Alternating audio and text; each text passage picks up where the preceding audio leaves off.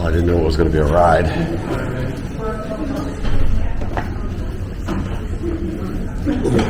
Welcome to Jurassic Park. Now, of course, I'm totally kidding. I'm not really tech. I just like to see everybody's eyes well. This is not what I signed up for. It's entertainment for me. And if you know this is going to go over, we're going to spend the first 20 minutes in here. I'll teach you guys everything you need to know about sea turtles and about what we do here at the Turtle Hospital. And then we'll walk through the hospital itself. We'll point out the OR, the ER. We'll be in there for a few minutes. And then we'll be outside for the rest of it. We do have 51 turtles on our property. You get a chance to meet the majority of them and hear all about their stories.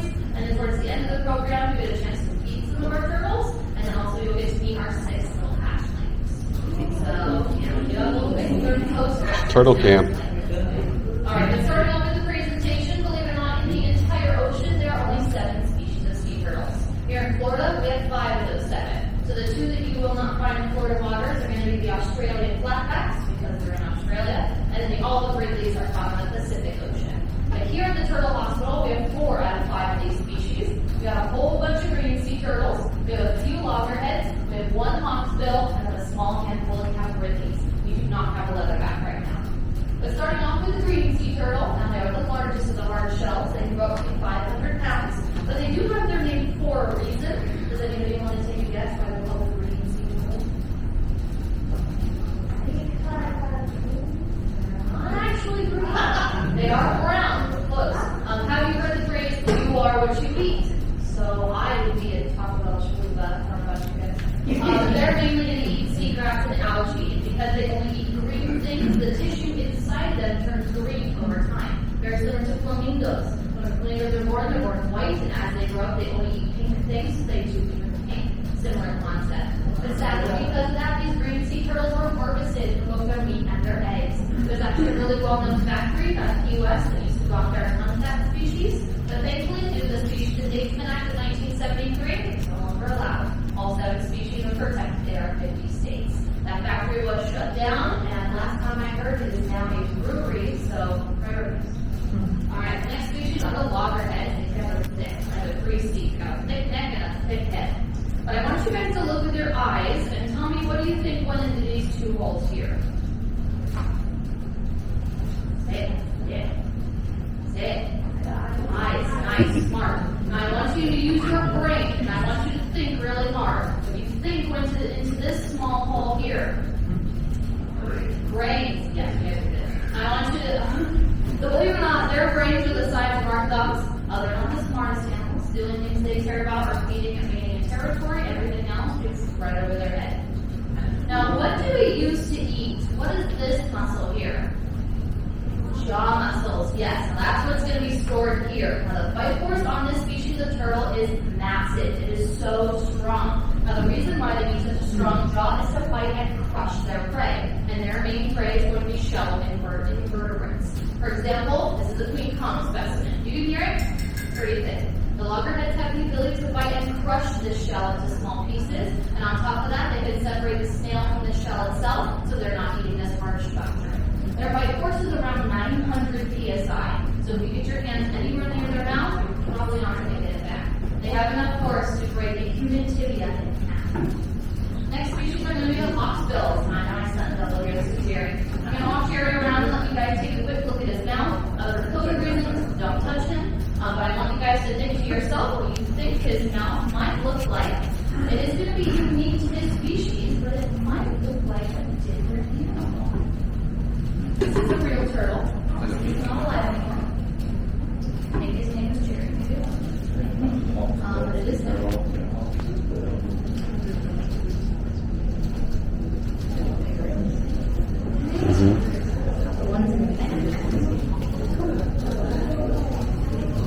Swimming on the sometimes he likes to come back and bite you. Perfect. Alright, what do you guys kind of think his mouth looks like? Like a hawk, exactly, like a hawk's bill. So these guys are going to have a specially adapted mouth that's going to help them eat their prey, and their main prey is going to be sponges. Now instead of a sponge with a glass-like substance called a spicule, kind of like our fiberglass. They would break down to us, it would irritate, it would swell, it really wouldn't be too fun. So these guys adapted a sharp beak-like mouth that allows to bite and tear off the sponge, and those spicules won't affect them whatsoever. Something else cool about the hawksbills are their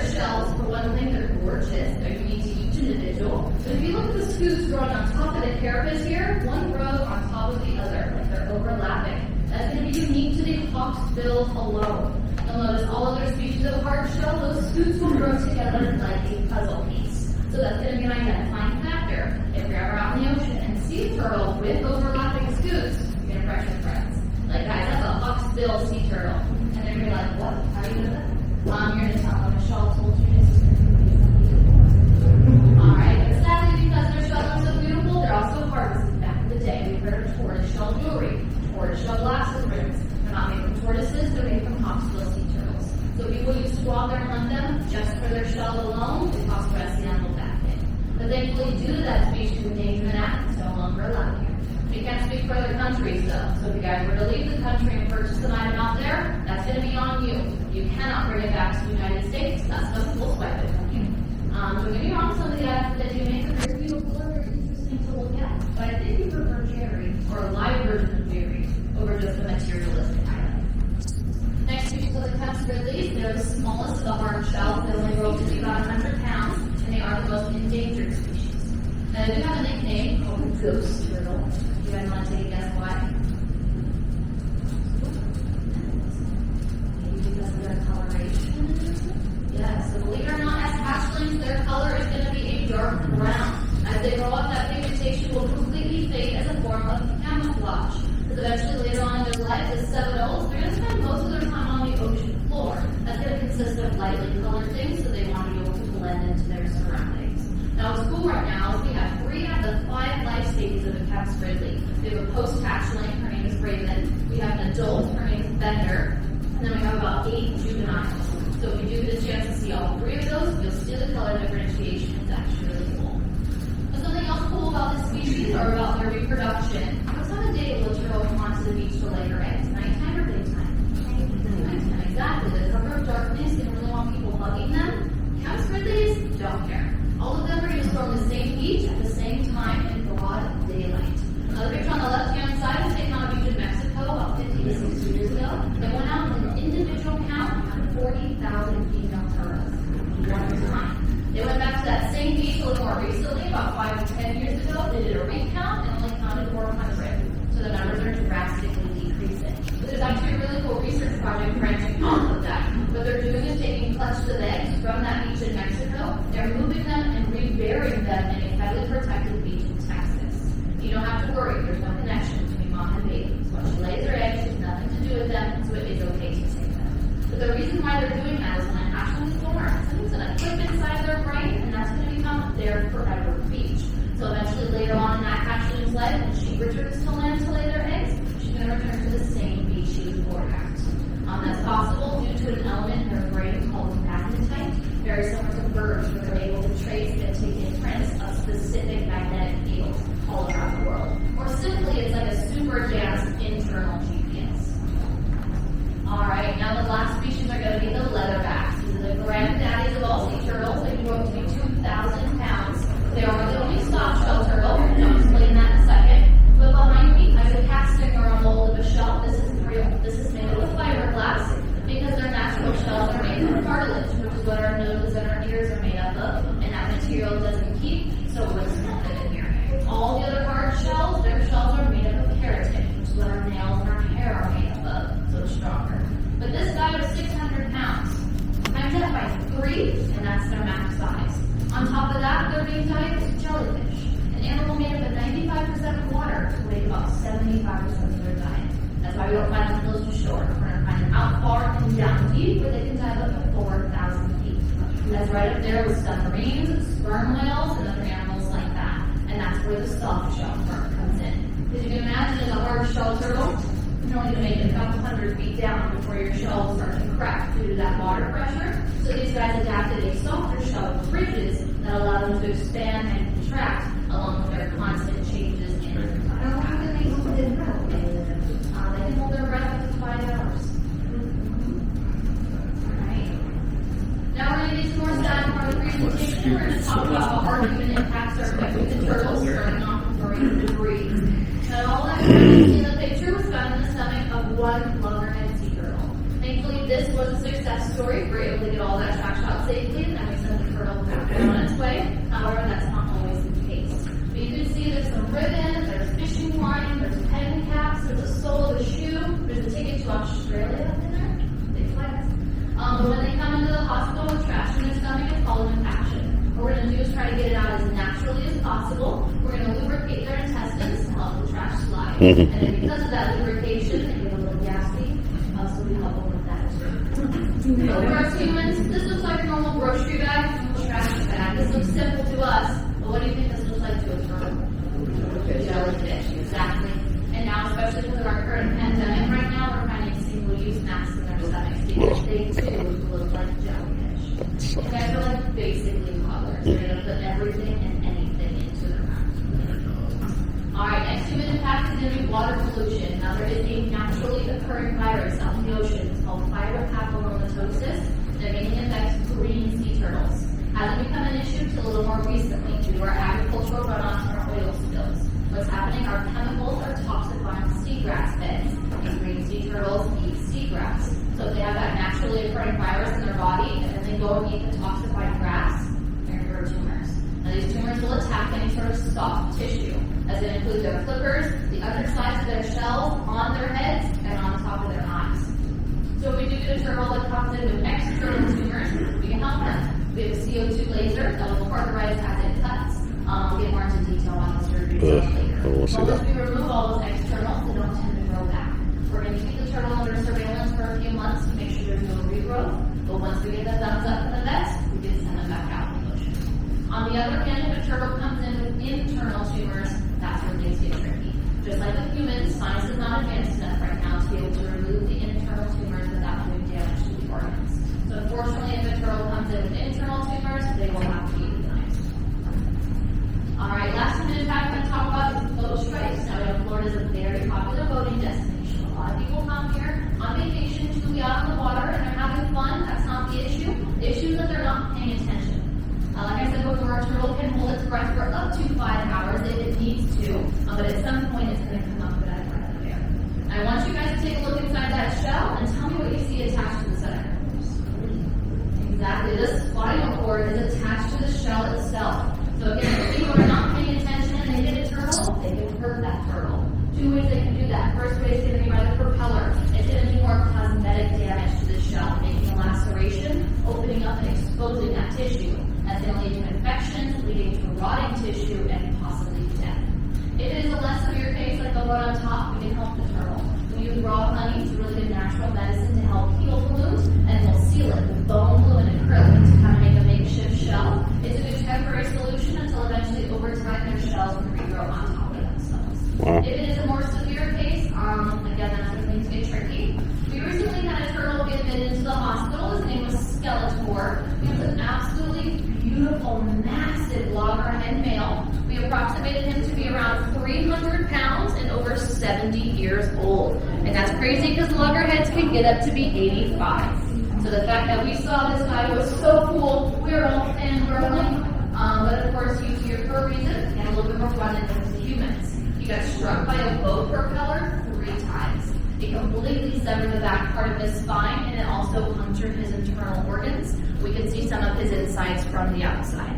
So unfortunately, because of that, we had to euthanize Skeletor. There was no way he would have been able to survive with those kinds of injuries.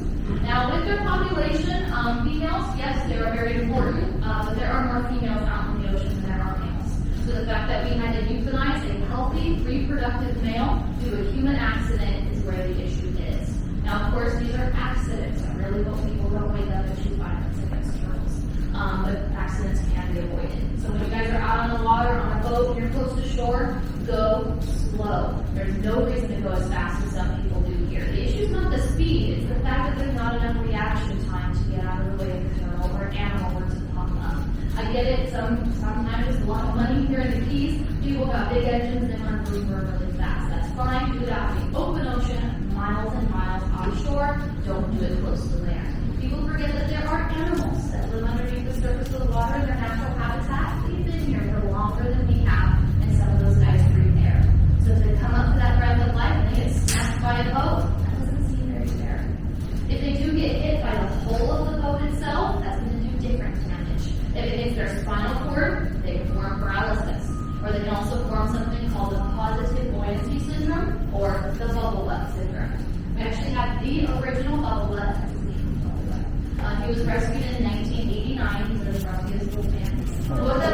syndrome is because of that deformation due to the impaction, the natural gas that flows to the turtle's shell gets trapped up inside of that air pocket, causing the turtle to float to the surface. That means they can't dive to escape other boats, other predators, or even to get their own food. Most of the time they'll actually die of starvation because they're just stuck at the top. So if you do get a turtle that comes in with that bubble butt syndrome, they will be deemed non-releasable. We'll never put them back out in the ocean again. However, we are going to make their stay a little more comfortable. We're going to give them lead weights. Now we're not going to weigh them, sink them, hope for the best. It is going to be a trial and error effort. We still want the turtle floating at the surface so we can keep an eye on them, but if they want to dive down, they have a negative buoyancy to do so. Unfortunately, we cannot release the turtles with the weights because once a year, each turtle shell will shed. Now, it's not like crabs and lobsters that can like bolt and regrow a new appendage. It's kind of like us when we lose a layer of skin, but theirs is like thick cardboard. So eventually, once that shell sheds and the weight's going to pop off, the turtle is going to be right back up where they started. And you can imagine if we had released that turtle, we could not get to it in time for that second rescue. So we're just going to keep here and we're going to keep them spoiled. Now, what are some ways that you guys can get in contact with someone if you find a turtle in need? If you're in the entire state of Florida, you can contact the FWC, the Florida Fish and Wildlife. If you're out on the open ocean on your own boat, you can hail Channel 16 on your radio, it's a Coast Guard. Or if you're in the Keys, just give us a call. Our spreading hotline is on call 24 hours a day. Whether or not you're up in Key Largo or all the way down in Key West, we're right smack down in the middle here in Marathon, we're going to go both ways to get the turtles. But what's fun is if you guys do find a turtle and call us and we rescue it, we will let you name the turtle. So we do have some pretty basic things. We also have some creative things. We also have gender swapped names. We have April, who's actually a male, and then we have George, who's a female. Usually what happens is the rescuer doesn't know how to identify between male and female, or they just want to leave it out to themselves. It's fine, don't tell the turtle. It's just a way for us to identify them. Alrighty. Now what are some ways that you guys can help these turtles out at home? Now no new news to start reducing your single-use plastics.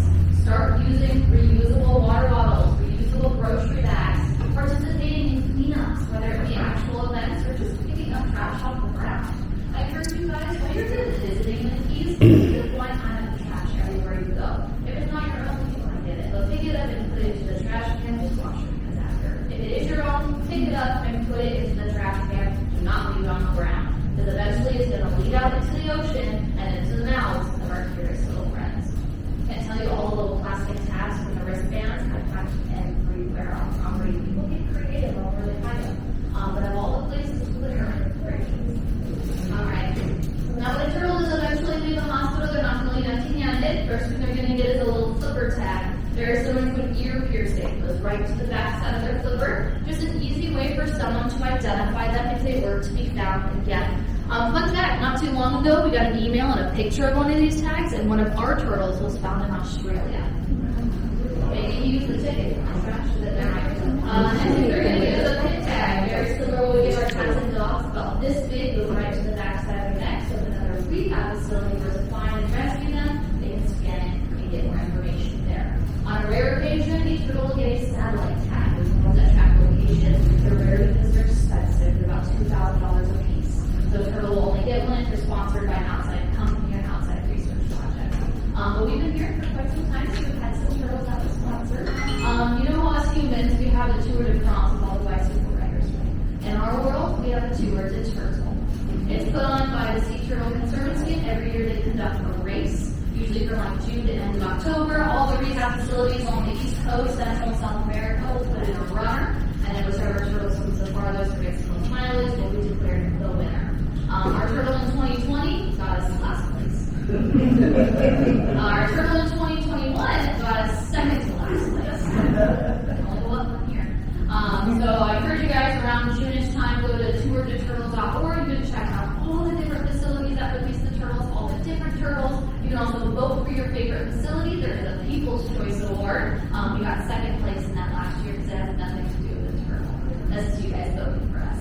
But of course, sea turtle awareness is like a year-round thing. So I also encourage you guys to go home and do some research on how you can help these guys, because sea turtles have been here for quite some time and they are really amazing creatures.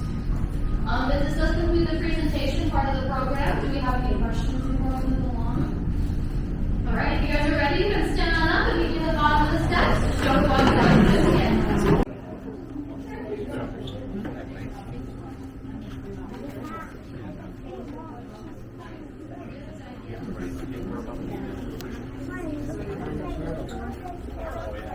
Georgie. So this is the main hospital. This is kind of the hub of where everything happens.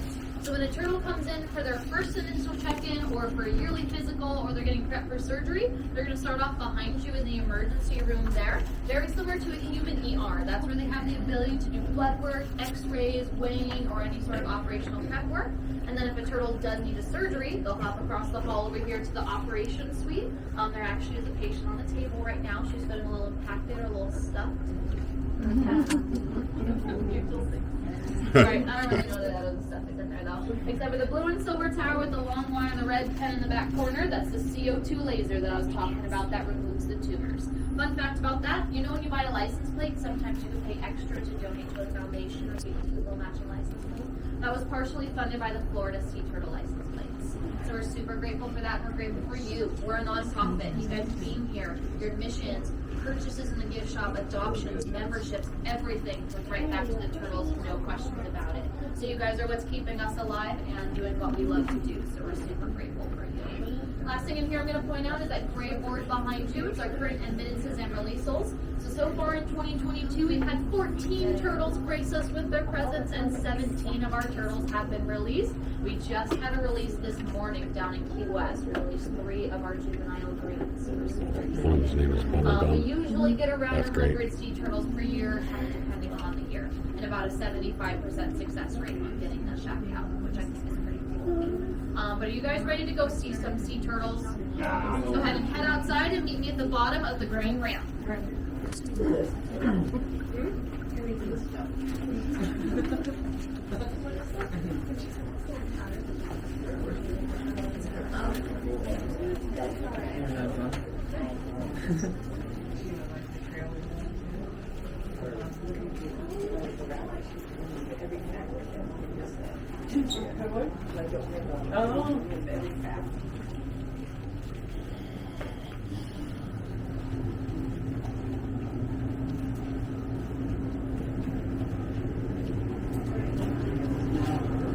Do we know who Kemp is? Is that a person? Yeah, it's Richard Kemp. Okay. So he was the first one to identify the species back in like 1803. And named it after himself. Yes, 2 of them. Kemp that and happened then a lot. Kemp Ridley and then Olive Ridley, but Olive is Cool. Alright. So this is a good photo opportunity if you want to take a picture, high five the turtle, or take your head.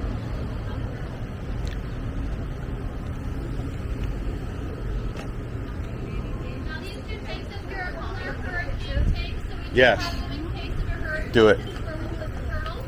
Obviously there's not a hurricane right now. We do have 2 turtles in here, 1 in each tank. The one on the left-hand side is actually kind of a cool treat. It is the original bubble butt.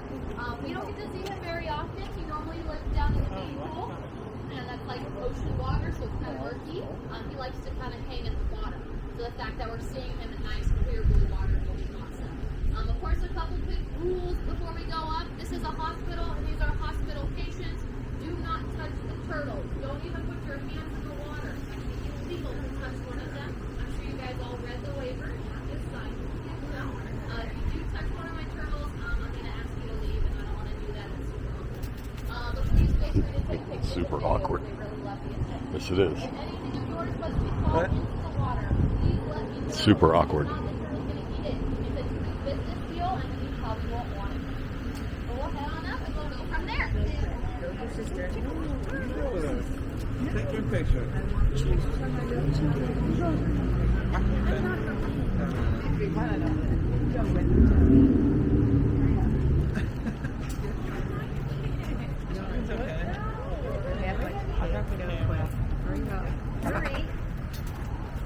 Man, it's like asking you to donate a kidney. Hurry up. Here, let me make sure I get a picture of everybody taking the picture.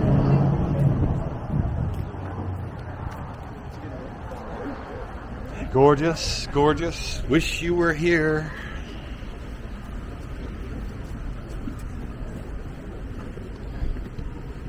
Nice walkway. It's different, isn't it? Is it hot? No, it's super hot. I mean, warm.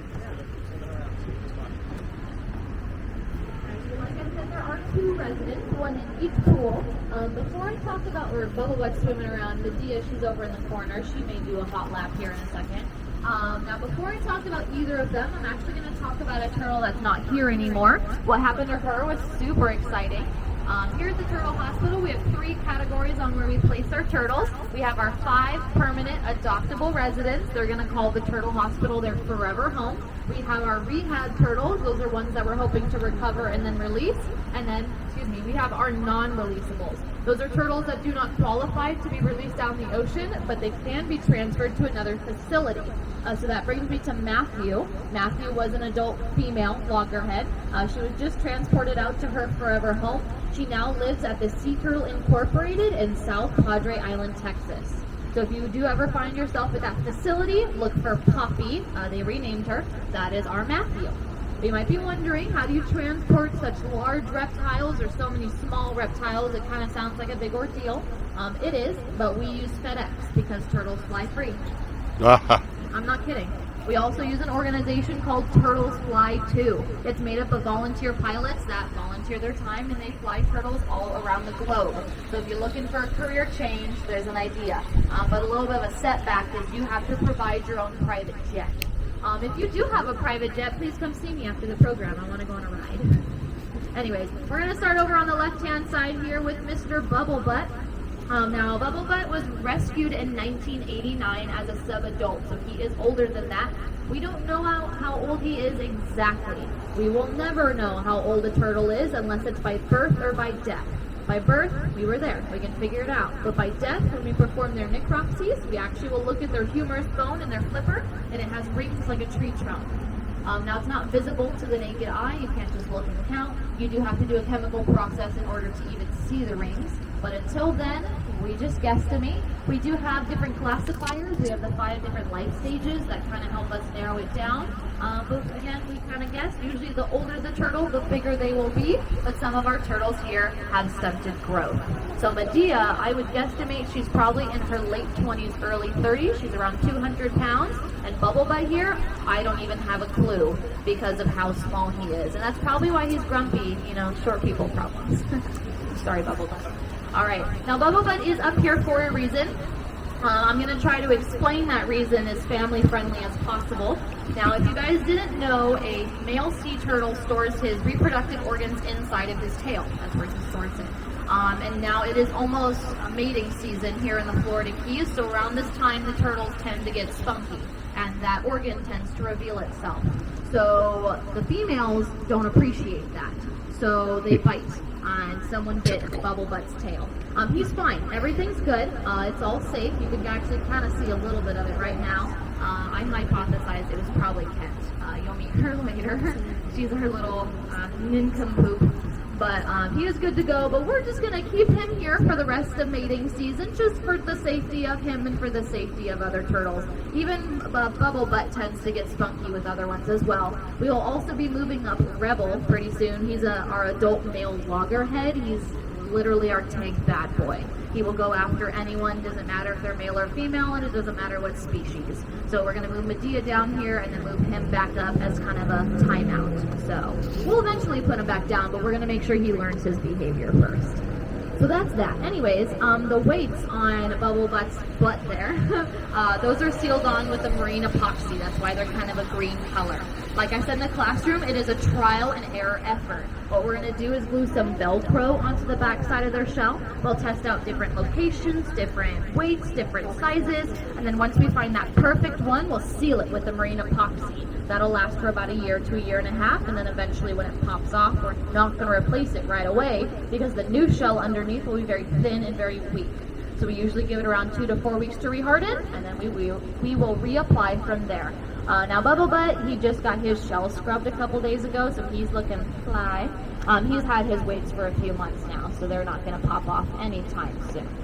But you can see he has that kind of weird distribution going on. As far as the tanks go, there are some floating PVCs and there are sunken PVCs. We use those as enrichments for the turtles because just like out in the ocean, there would be obstacles. There would be coral reefs, there would be debris that has become habitat, and turtles love to keep their shells clean, so they always need something to rub up against and get a back scratch going. But there are a few things that you guys need to be aware of when you're out in the ocean, a couple different signs of distress. If you ever do see a turtle on the bottom with an excess amount of algae and barnacles on their shell, something's wrong. A little bit of growth is okay, that's healthy. But when it's completely covering their shell, that is not healthy. Something is causing them to be stationary and lethargic. They could even be emaciated. So give us a call. Then when a turtle comes up for a breath of air, normally his head will pop up, he'll take a breath, and he'll dive back down. So if you see a turtle with its butt up in the air, he's not passing gas. Something else is wrong. He probably was struck by a boat or has gastrointestinal gas going on. And then the third thing is, if you were to accidentally approach a sea turtle, you didn't see it at first, like if you're kayaking or snorkeling or whatever, and it doesn't dart away, that's also something. That's going to be a little bit more specified by territory. So here in the Keys, it's not very populated. There's not a lot of locals here. It's mainly tourism. So these turtles aren't accustomed to that, so they're going to leave no matter what. If you're in Hawaii, on the other hand, that's a higher population, way more tourism, so those turtles tend to be a little more used to humans. So if you go to Hawaii and see a turtle and it doesn't dart away, don't freak out. Look for the other signs of distress. Medea's actually doing a lap right now, so if you guys want to U-turn and see her. Also, or I guess we can switch on over tanks. In both of the tanks, there is a hollow PVC pipe. Bubble Butts is kind of over in the corner, and then Medea's is probably on the far hand side over there. Believe it or not, that is a sea turtle fighting spot. If you're wondering how the giant turtles fit into the small holes and hides, all they have to do is pop their head in there, and if they can't see you, you can't see them. We don't tell them any differently. As far as you're concerned, there would be no turtle there. And that's exactly what they're going to do out in the ocean. They're going to anchor their head into a rock crevice where they will nap and hide from predators. Again, not the smartest animals. They don't realize the rest of their bodies is sticking out. But we give them some credit. They're trying their best.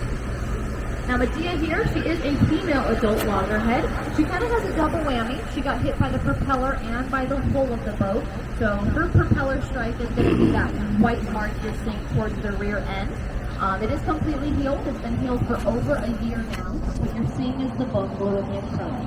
The shell itself is very slow growing. It'll take about 3 to 5 years for it to grow on top of itself. Her bubble butt is more severe than other turtles. That's why she has 4 weights, 2 on each side of the rear end of her shell. Without those, she would not be able to dive down and be at the bottom to rest.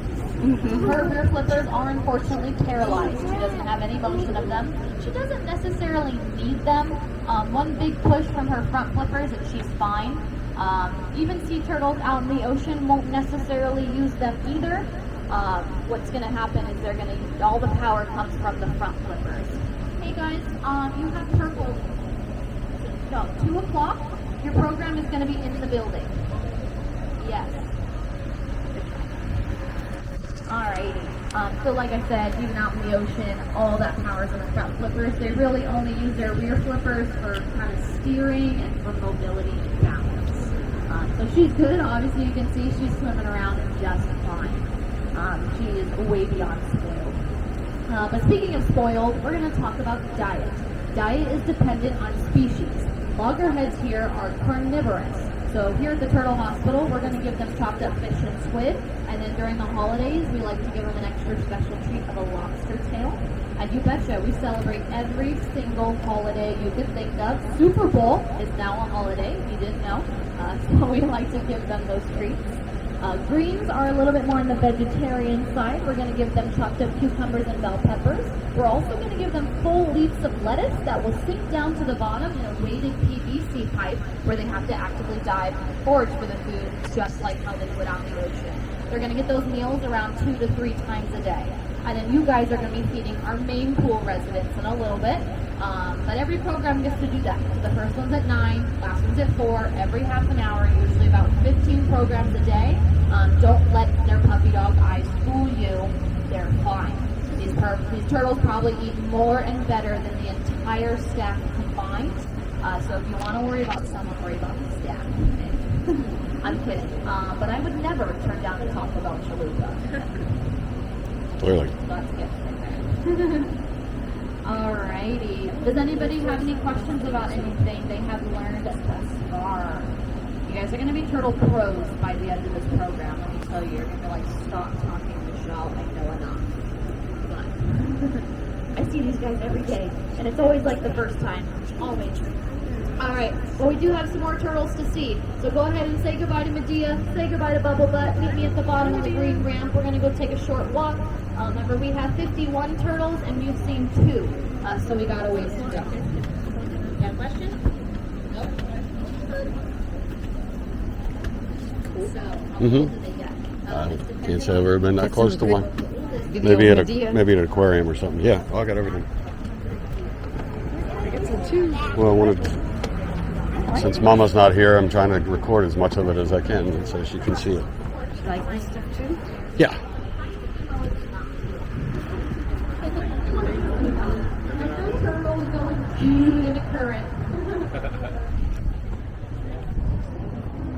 I'm curious how they move them.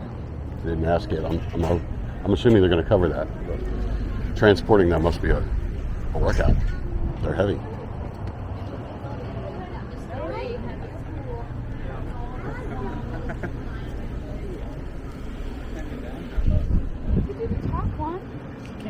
Perfect. How are we feeling so far? Okay?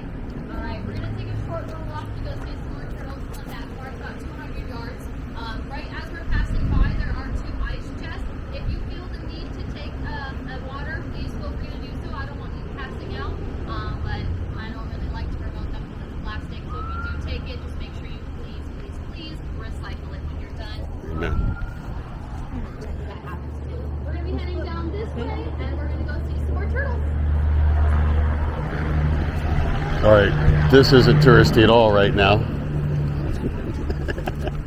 So? Oh, yeah, they're over here.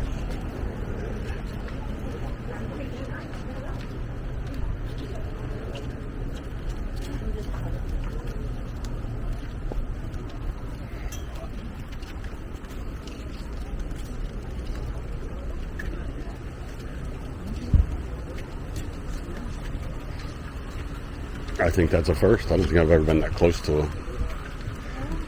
Unless there was glass between us and the turtles, like at an aquarium or something, you know? You're going to get a big one. It's like it used to be a hotel. Maybe it is. I think it was like a hotel. Maybe it is. Maybe not. I think it's been converted. I think so. But some of these guys might live here. Degrees Fahrenheit, that's going to create a higher ratio of females in that clutch of eggs. And then vice versa, if it's on the colder side, anywhere from 82 to 84 degrees, that's going to create a higher ratio of males. And that's the issue with climate change right now, is in some places it's getting hotter, and in some places it's getting colder. And those two genders are not regionally close, so we're not getting as much reproduction as we would want to. Now, sad statistics about turtles, only 1 in every 1,000 eggs will grow up to be a reproducing adult. The hardest time in a turtle's life is going to be the first couple hours of them digging out of the sand and crawling out into the ocean. As hatchlings, they are small and they're vulnerable. They're being picked off by birds, crabs, raccoons, and even humans. Even the lights coming from apartment buildings can be a hindrance as well. Because as they're crawling out of the sand, they're looking for the reflection of the moonlight on the water. And if they crawl out and see light, that's and head towards that. We don't want that. So a lot of places that do have coastal housing and are popular nesting beaches, they'll actually require you to turn off your lights during that time of year or install infrared lights. And if you don't, you're going to get a hefty fine. As the turtle grows up to be about the size of a large dinner plate, or Karen's size, wherever she is, their only predators are going to be sharks and humans. Now, unfortunately, a sea turtle's number one predator is a human, and that always baffles me because they don't do anything to us, and we don't actively do anything to them anymore. It's our bad habits that are hurting these turtles. Now, we do have to be careful. Sea turtles are known to be an indicator species, which means the overall health of the sea turtle population will directly correlate to the health of their ecosystem. And right now we're seeing a decrease in health in turtles, which means there's a decrease in health in the ocean. And what people don't realize is without the ocean, there's no us. Turtles have been around since the time of the dinosaurs, about 115 million years. So they've been on the Earth's geographic timeline for quite some time. Humans haven't even been on it for a mere fraction of that. And the amount of stuff that we've done in that time is a little scary. Now, unfortunately, we cannot undo what we have done, but we can slow it down. So I encourage you guys, when you go home, try something a little more sustainable. Buy a reusable grocery bag. You get a really cute one. Find that turtle one. You can also get reusable straws, reusable utensils. Don't take the straws from the restaurant. It's those little things that do matter. My job here is to educate and inspire you guys. I want to inspire you to go home and educate your own friends and family. Tell them all about what you learned today. Just remember that compassion is contagious. On the positive side, you do have the amazing opportunity to become a proud parent of one of our 5 permanent residents. Their pictures are hanging up on the fences behind us here. No, you can't take the turtle home. The turtle does have to stay here. It is a symbolic annual sponsorship. It's only $35 for the entire year. With that $35, you're going to get a full adoption packet. Inside of that packet, there will be a certificate that has your name, the turtle's name, and signed and authorized by myself or another staff member. You'll get an information sheet telling you how and why your turtle's here. You'll get a thank you letter from your turtle and a magnet with their cute faces on it. On top of that, once every 4 months for a full year, you will get an update from your turtle, either via email or via snail mail. And you betcha, we write these letters in perspective from the turtles. They're updating you on what's going on here, whether or not they met any new turtles or had any new procedures. It's just a really fun way to support our facility and, of course, to support these little guys. So if that is something that does interest you, once we get back up to the shop, feel free to talk to people at the front desk, or you can go online and do it yourself at our online store. So our ones that are eligible for adoption is going to be, of course, Mr. Rebel. We also have Rebel, Bender, Montel, and April. Now I did see April just a second ago. He's kind of a grayish blue oval-shaped turtle. Swimming towards you guys over there, so I don't know where he is now. He does not have a bubble butt, but he is completely blind. He came in with an eye infection in his right eye, which had to be fully amputated, and then he only had about 10% vision in his left. So because of that, he is disqualified. But for a quick second, if everyone can take a look up at Bender's picture up on the wall here. This is our one adult Kemp's Grizzly. This is the color differentiation I was talking about. Note how pale she is. So judge her, some of you guys are pale.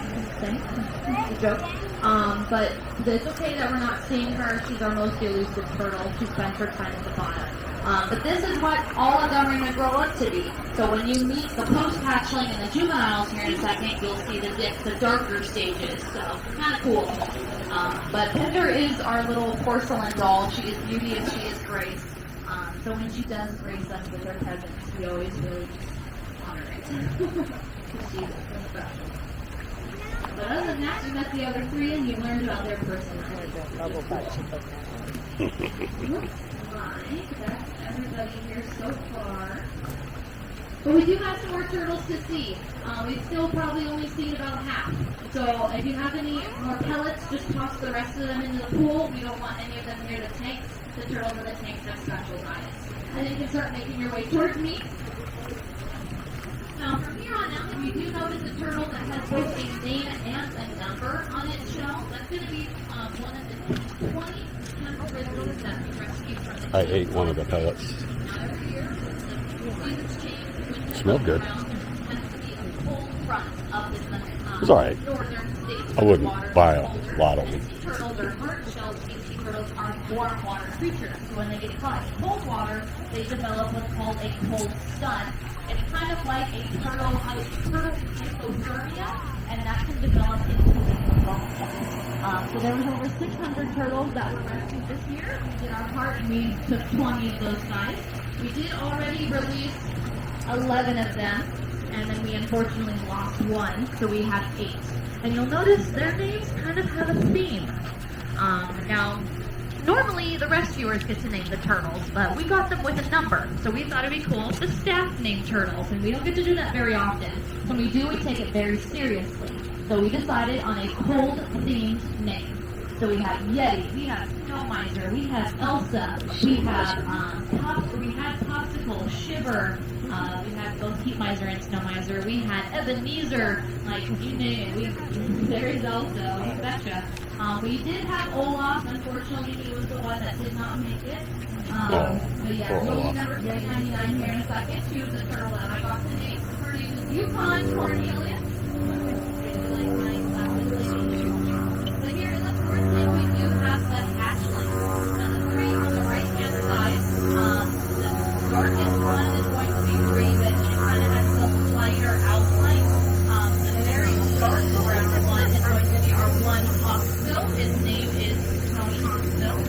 and then the lighter brown one is Quite shell. dated. Mm-hmm. With a longer head. The three in the center are all longer heads. The C means snack, or excuse me, the C means cheese, and the M means snack. So we have there's cheese. And then the other brown one is named as cheese. And then here in the last square, this is little Snippy Yukon. Hi, honey. She is a fan favorite among the rehab staff because when we give them their medications, we hide it like half the dogs. We hide it in their little boots. So she eats all of her medications, not an issue. We put it in there, it's gone. Her issue is that she eats other turtles' medications as well. So we have to make sure she is He's alone. little. Then we have Flurry, and then in the short circular tank, we have our most critical patient right now. This is Rosome. She's number 398. She has the most severe form of pneumonia of all the turtles. So Rosome. we have to keep an eye on her. Oh, isn't he pretty? Now, just like with humans, turtles do have stress and depression periods, so that's why you'll notice some of the tanks are covered. I mean, I get it. If, you know, you're swimming in a tank all day and a bunch of people were staring at you, it gets pretty stressful. So when they start showing those signs of stress, we do cover portions of their tank to give them the option to hide if they need to. Alright, first tank on the right-hand side is Miss Pixel. Miss Pixel is actually completely tumor-free. She had her last surgery this weekend, so now she's just going to go through her medications. Directly across from her is Georgie. Georgie is our most tumor-covered patient. She's already had 3 surgeries, and she still has that many tumors on top of her. So sad. Behind her, we have Pico. Pico is a boat strike victim. You can see there's a big injury on the top part of her shell. The white bridge that you're seeing is a contraption that is holding the 2 pieces of the shell together. We do have high hopes for her, which is really good. Her shell is already starting to regenerate, and it hasn't even been that long. So we're just going to keep encouraging it with that raw honey. And she doesn't have a bubble butt or any form of paralysis, so hopefully the ocean's in her future. Across from her, we have Scout. Scout is also a boat strike victim. She kind of has a little hole at the bottom end of her shell, and then she has a light scratch on the top. And then JT, of course. Now there is going to be a turtle that is covered right here, the second to last one. This is Leonardo. Just please pass right by her. Don't even pay attention to her. She is extremely stressed. That behavior where she's flashing is not a good sign. Unfortunately, we can't move her. We tried to put her into the main pool and it relaxed her, but she ate rocks. So many rocks. So when we took her out, we did an x-ray. Her literal intestines were covered in rocks. So it's like, do we keep her in a tank or do we put her with the rocks? We're kind of at a loss here, so we're just working on it. You have a question? Nice. All right, but once you guys do get up to me, this does conclude the end of the program. You have seen almost 51 turtles. That's crazy. But I will have to guide you guys back up to the gift shop as a group, bold, italicized, underlined group. So when you're ready to go, just meet me right on the outside of the fence, and we'll head on it together. As you're leaving, please feel free to use some hand sanitizer. The one on the long pole smells really good. It smells like sweet tea. The one on the bucket smells like straight tequila. So to each their own. But I want to thank you guys so much for joining me today. I know I really appreciate it, and the turtles may not show it, but they do appreciate it too. We all love what we do here. If you guys wanted to do me a favor, if you wanted to leave me a review on Facebook, TripAdvisor, Google, Yelp, those platforms, I love hearing feedback to my program. Sometimes our managers also send out shout-outs because they are paying attention. So if you did like the program, my name is Michelle. If you did not like the program, my name is Little Fat Brianna. But again, thank you guys so much for joining me. Once everyone's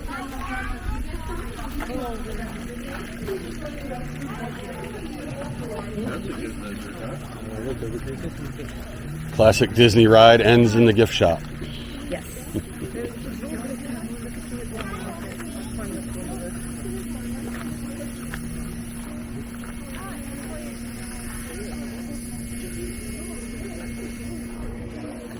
Arrived by hurricane. That has to be a tough way to travel.